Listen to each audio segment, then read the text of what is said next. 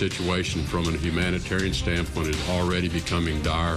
We are evaluating all of our policy options as to what can we do to create a change of conditions where either Maduro decides he doesn't have a future and wants to leave of his own accord, or we can return the government processes back to their constitution. Rex Wayne Tillerson, ingeniero y empresario estadounidense, director de la petrolera transnacional ExxonMobil desde 2006 hasta 2016, presidente de la Fundación Boy Scouts entre 2010 y 2012. El 13 de diciembre de 2016, Donald Trump lo eligió como secretario de Estado de Estados Unidos. Condoleezza Rice lo recomendó. Rice fue la exdirectiva de la petrolera Chevron Texaco y secretaria de Estado que entre 2005 y 2009 dirigió las guerras por petróleo libradas en Afganistán, Irak y el norte de África, con sus incontables estragos.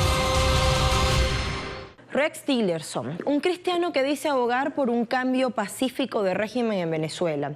Habla de militares como agentes de cambio cuando las cosas están mal y el liderazgo ya no sirve a la gente. Enarbola la bandera de más sanciones extraterritoriales a países soberanos y le sugiere con arrogancia e irrespeto a un presidente legítimamente electo como Nicolás Maduro el exilio en una linda playa de Cuba. Este secretario de Estado es un vulgar caso de puerta giratoria, es decir, un CEO de gran corporación devenido o convertido en funcionario público. Inició una gira por México, Argentina, Perú, Colombia y Jamaica para promover un hemisferio seguro, próspero, con seguridad energética y democrático. Seguro, pacífico, democrático, próspero. ¿Para quién? Los intereses de Estados Unidos hoy día no son más que los del 1%, es decir, los ricos y el empresariado muy pero muy poderoso. Rex Tillerson, solo cuestión de negocios. Pongamos el punto en la I. Decir Rex Tillerson es decir ExxonMobil. Toda su vida profesional, 40 años, transcurrió en la petrolera transnacional. 1989. Gerente general de la División de Producción Central y responsable de las operaciones de producción de petróleo y gas en Texas, Oklahoma, Arkansas y Kansas. 1995. Presidente de Exxon Yemen Inc. y ESO Exploration Production Korat Inc.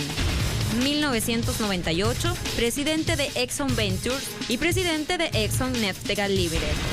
1999, vicepresidente ejecutivo de ExxonMobil Development Company.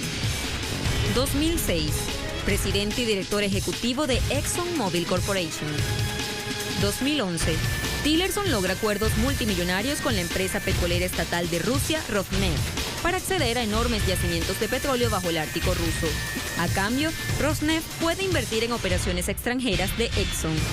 Al retirarse de ExxonMobil, Tillerson logró un acuerdo con la compañía para recibir sus $180 millones a cambio de sus acciones, asegurándose una muy buena jubilación en la corporación.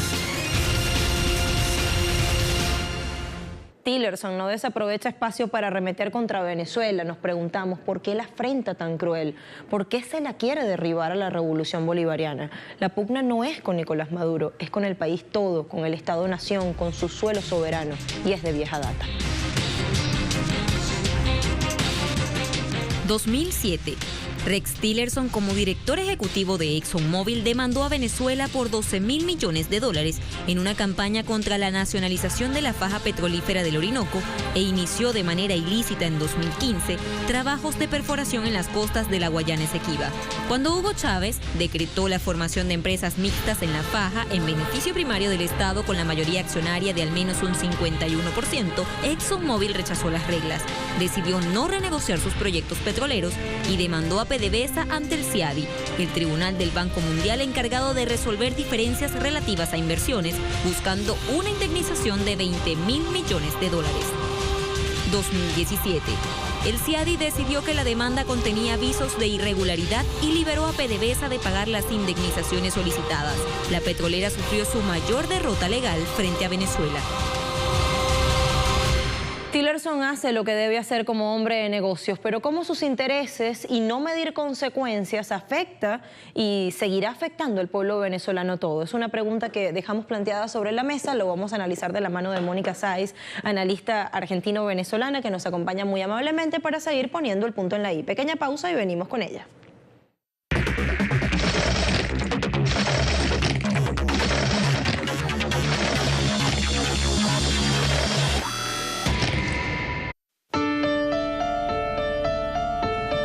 Buscamos promover un hemisferio seguro, próspero, con seguridad energética y democrático. Rex Tillerson, secretario del Departamento de Estado de Estados Unidos, febrero 2018. A propósito de la cita, ponemos en cuestionamiento seguridad energética o retomar el control sobre la riqueza energética de Venezuela, que no es minúscula, que no es poca cosa.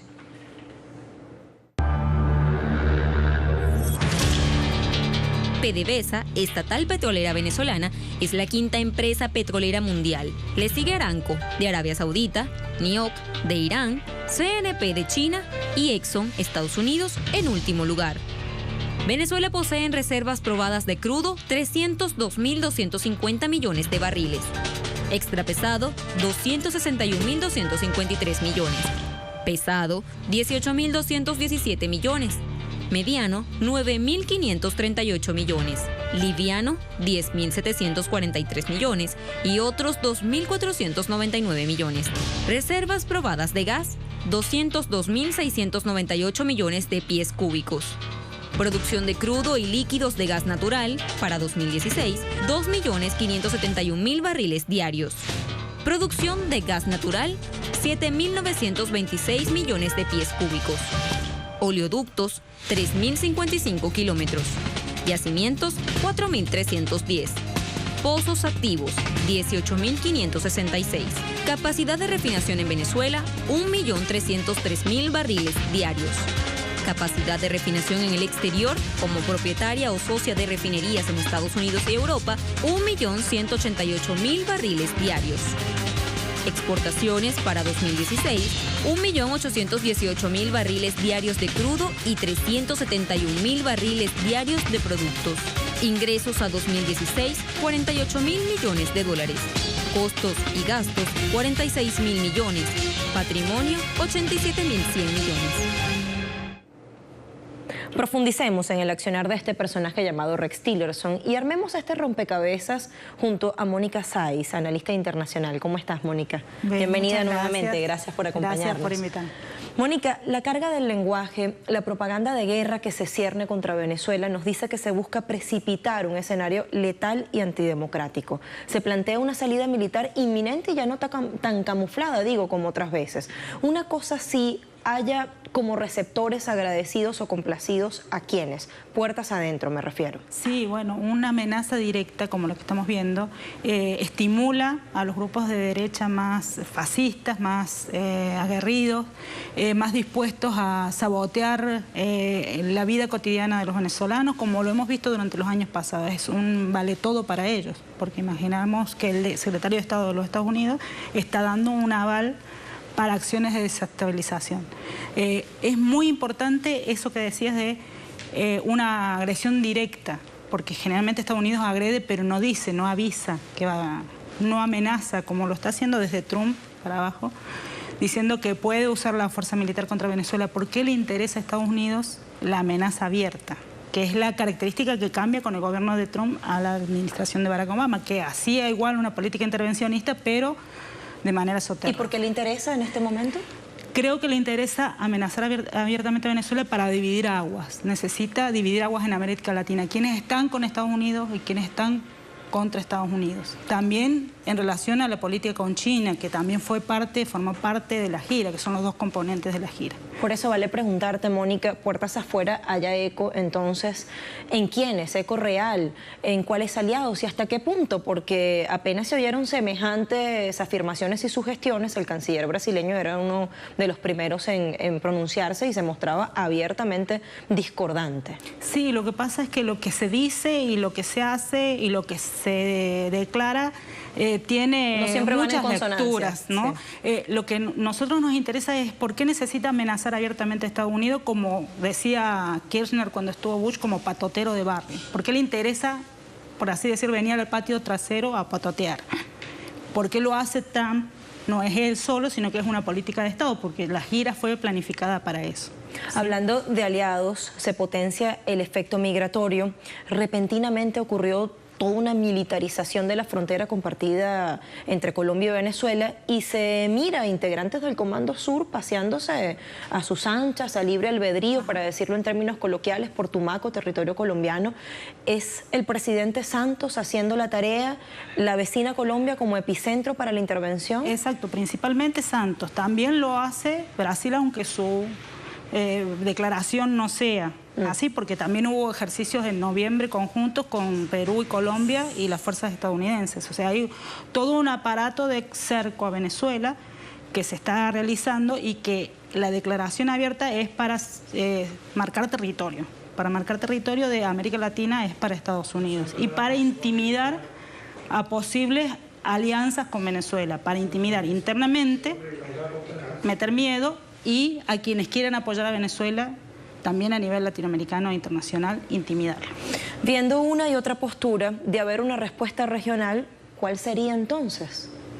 Una respuesta regional se dividiría entre los gobiernos afines a los Estados Unidos y los gobiernos que apoyan a Venezuela y los que apoyan el principio de autodeterminación de los pueblos. Y además, a nivel internacional, ya alejando un poco el foco de América Latina, sino a nivel internacional, ya el mundo no es unipolar. Quizás ese es el tema que está detrás de la agresividad, detrás de la necesidad de patotear.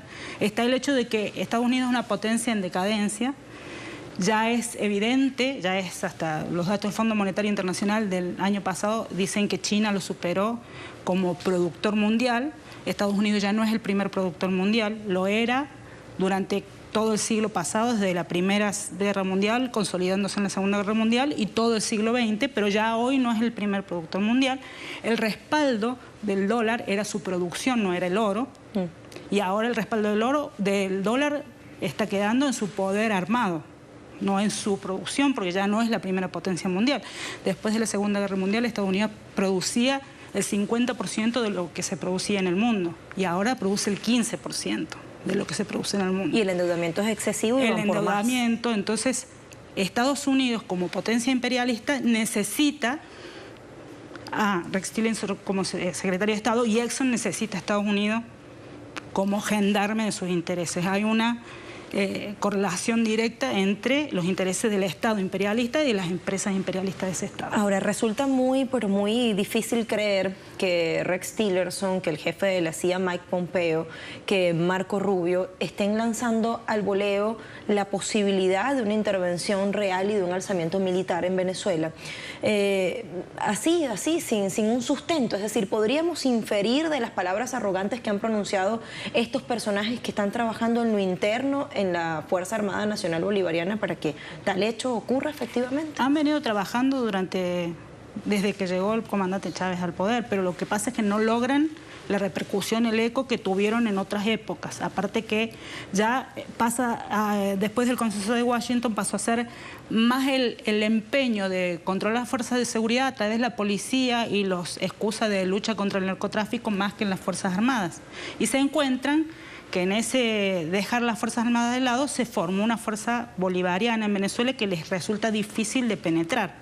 O sea, lo dejaron de lado para tomar el tema del narcotráfico como agenda de seguridad regional, y ahora no es que no haya cuadros en el ejército que pudieran estar siendo tentados, pero la estructura del ejército es de doctrina bolivariana y les resulta difícil usar a esa Fuerza Armada Nacional Bolivariana para un golpe o para una posible represión al pueblo chavista, en el caso que fuera necesario.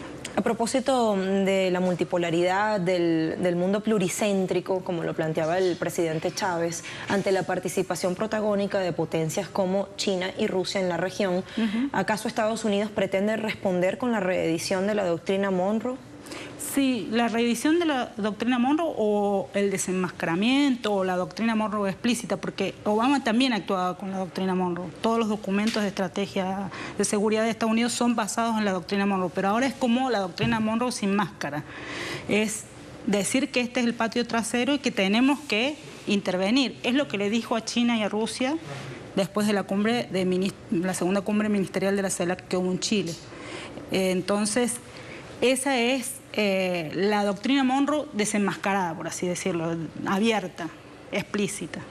Tillerson ha dicho es necesario que Venezuela vuelva a ser el gran país del pasado. ¿A qué país se refiere? ¿Al de Hugo Chávez o al de la Cuarta República? Bueno, cuando hablan del pasado siempre hablan antes de Hugo Chávez. Lo que no quieren es nada con el chavismo, nada con la soberanía petrolera, nada con el bolivarianismo. Como doctrina es la doctrina opuesta a la doctrina Monroe. O sea, le molesta a Chávez y le molesta todo lo que la doctrina bolivariana generó en América Latina. Inclusive la última reunión de la CELAC fue producto de la doctrina bolivariana. Existió la CELAC, existe la CELAC gracias a esa doctrina bolivariana, que es una doctrina, una ideología que está apalancada también por la fortaleza justamente energética y petrolera de Venezuela. Tal vez menos quieran saber del chavismo cuando en tiempos de Hugo Chávez, la ExxonMobil, gran corporación a la cual pertenece históricamente Rex Tillerson, y ahí están buena parte de sus intereses jugándose, perdió una demanda multimillonaria en tribunales estadounidenses. Sí, porque ExxonMobil creyó que iba a ganar la demanda y no se sometió a las reglas de PDVSA, de la nacionalización y de los acuerdos mixtos, y entonces emprende la demanda y la pierde. Eso podría decir, bueno, si ya perdió contra Venezuela, como que queda el deseo de venganza. El deseo de venganza, pero inclusive yo no lo pondría tanto como una cosa personal o una cosa solo de la empresa. Todo el imperialismo norteamericano necesita el petróleo de Venezuela.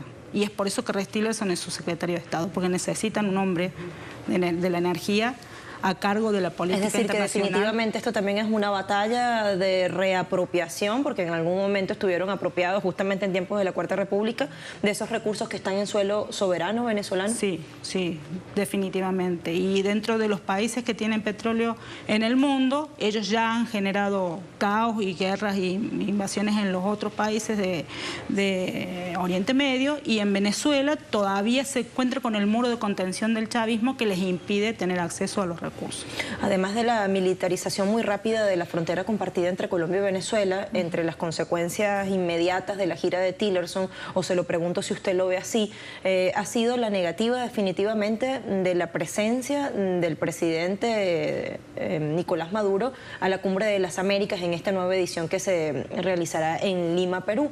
¿Esto también hace parte de las resultantes de ese periplo de Tillerson? Sí, totalmente. Es una actitud abyecta del gobierno peruano invitarlo y retirarle la invitación al presidente Maduro, pero es consecuencia directa. O sea, esta gira también tuvo como consecuencia la no firma del diálogo por parte de la oposición de venezolana en la mesa de República Dominicana.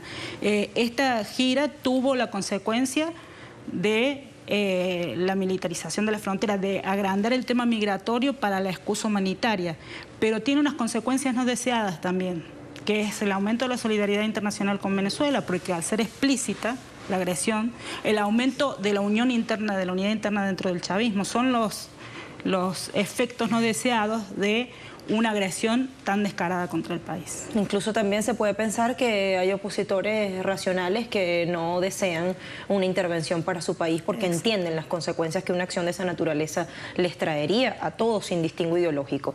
Para ahondar en uno de los puntos que ya tocábamos, pero muy someramente, Mónica, en 2016 Rex Tillerson declaró ser dueño de $218 millones de acciones de Exxon, además de tener un fondo de pensiones de $70 millones.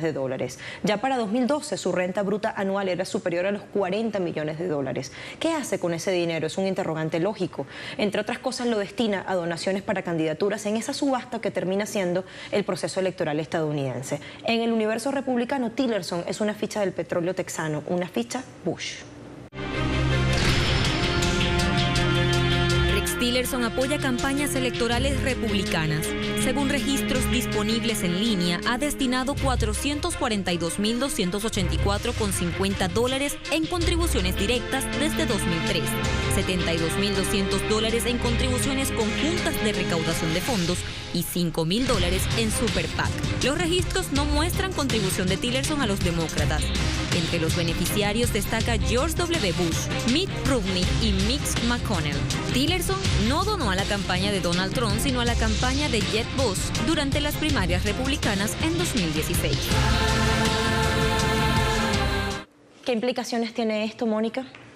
Bueno, es un CEO de una transnacional o de una empresa grande es accionista siempre de esa empresa. No puede ser un CEO de esa empresa sin ser accionista de esa empresa. Quiere decir que forma parte de ese 1% que es dueño del mundo hoy. Y que siendo un accionista de una empresa transnacional estadounidense está compenetrado con los intereses de que no retrocede el imperialismo estadounidense frente a los intereses de las grandes potencias. O sea, hay una pugna internacional en relación a quién se apodera de las riquezas de América Latina, y Rex Tillerson, como representante de Exxon y como secretario de Estado de los Estados Unidos, representa por ambas vías los intereses de la doctrina Monroe, de no ceder y de conquistar o reconquistar las riquezas petroleras de Venezuela para sus propios intereses. Una ficha clave de los magnates petroleros íntimamente ligados a la familia Bush. Ahora quiero preguntarte, ya para finalizar, Mónica,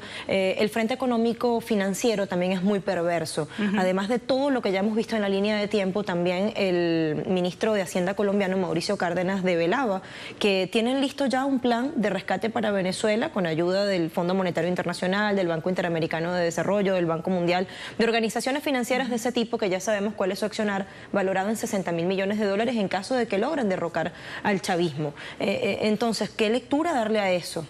Sí, yo preguntaría si eso es campaña electoral o es realmente un rescate financiero, porque también prometieron inversiones al gobierno de Mauricio Macri y hasta ahora no ha llegado la inversión. O sea, Estados Unidos no tiene aval para decir que va a resolver ningún problema económico. Inclusive la ayuda humanitaria a Haití no llegó.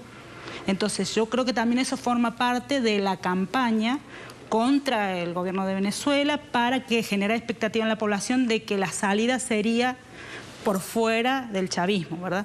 Pero que ahí a que lleguen 60.000 millones de dólares está para todos los que tienen un poco de análisis y seguimiento de la realidad latinoamericana, que no ha llegado ni a Chile, ni a Brasil, ni siquiera la ayuda mermada que se le ofrece a un país como Haití, que sufrió un terremoto, tampoco llega ayuda de los Estados Unidos. ¿Hasta qué punto Estados Unidos realmente tiene condiciones para ese tipo de inversiones en el momento de...? ¿Y está dispuesto realmente a dar ese dinero? Porque, por ejemplo, recientemente Donald Trump decía que era estúpido seguir invirtiendo en otros países, por ejemplo, reconstrucción de Medio Oriente, una zona devastada por gobiernos sucesivos de Estados Unidos, y que era mejor invertir ahora en Estados Unidos. Me parece una cifra disparatada, pero aparte, aunque la tuvieran, nosotros deberíamos rechazarla, porque eso es un endeudamiento que significa esclavitud, y siempre ha significado esclavitud para nuestros pueblos recibir ese tipo de ayudas. Mónica, muchísimas gracias por acompañarnos para poner el punto en la I en este tema tan importante. Rex Tillerson es un defensor del libre comercio, un hombre de negocios, cazador de petróleo, enemigo de Venezuela, amigo de Rusia. Tillerson lideró la expansión de Exxon en Rusia. 2014. Las sanciones de Estados Unidos contra Rusia a causa de la crisis con Ucrania y la anexión rusa de Crimea truncaron el proyecto, y Exxon reportó que las sanciones habían costado a la compañía hasta $1.000 millones en daños a proyectos conjuntos. Aún así, a la compañía se le concedió un margen para trabajar hasta el 10 de octubre, lo que permitió el descubrimiento de un importante yacimiento con cerca de 750 millones de nuevos barriles de petróleo para Rusia. En 2013, el presidente Putin le había otorgado la Orden de la Amistad. Al respecto, Tillerson dice: "Tengo una relación muy estrecha con Putin. No estoy de acuerdo con todo lo que hace, como tampoco con lo que hacen otros líderes, pero soy un hombre de negocios". Hay una guerra frontal contra Venezuela. ¿Alguien puede dubitarlo a estas alturas del camino, con tan precipitados y peligrosos movimientos en el terreno de los hechos? Se busca llevar la situación al límite desde varios flancos, por ejemplo, economía y frontera. Y ya la confrontación no es soterrada, sino directa. Es una nueva escalada, tonos violentos en el lenguaje, sanciones extraterritoriales, versus el llamado, una vez más, a dirimir diferencias en las urnas y resolver los problemas por la vía democrática. Problemas, por cierto, en buena medida creados por esta guerra no convencional. Las cartas están echadas, cada quien debe jugar las suyas. Pusimos el punto en la I.